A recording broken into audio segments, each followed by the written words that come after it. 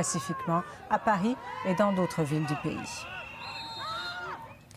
Revenons chez nous. La marijuana a beau être légale depuis 3 mois, il reste encore beaucoup de travail de sensibilisation à faire.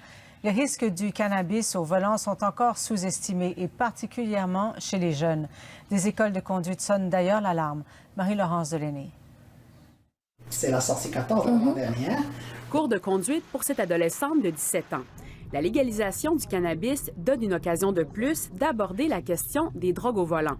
Quand quelqu'un a consommé du cannabis, combien d'heures il doit attendre pour pouvoir chauffer? Jusqu'à ce qu'il y ait des buzz. Les autres, ils croient qu'un joint, c'est correct, je peux chauffer, je suis capable de chauffer. Mais c'est pas vrai. Des experts en conduite automobile et en droit admettent que la réglementation est complexe, puisque les lois provinciales et fédérales n'ont pas les mêmes critères d'application.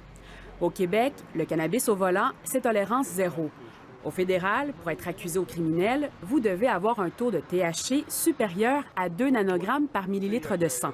Si ça t'est jamais arrivé à toi, les conséquences, tu vas jamais le comprendre. Je crains fortement que certaines personnes vont peut-être prendre des risques parce qu'ils ne connaîtront pas nécessairement le taux qu'ils ont dans le sang.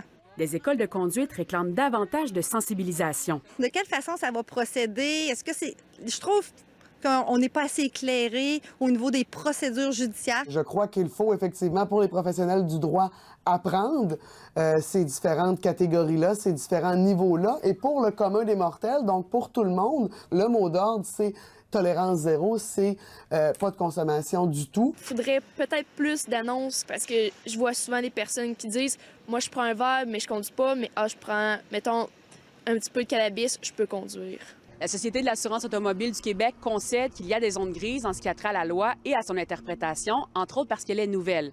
Elle rappelle qu'elle diffuse depuis 6 ans des publicités sur le web, à la radio, à la télévision et ajoute que le travail est loin d'être terminé. Ici Marie-Laurence Delenay, Radio-Canada, Montréal.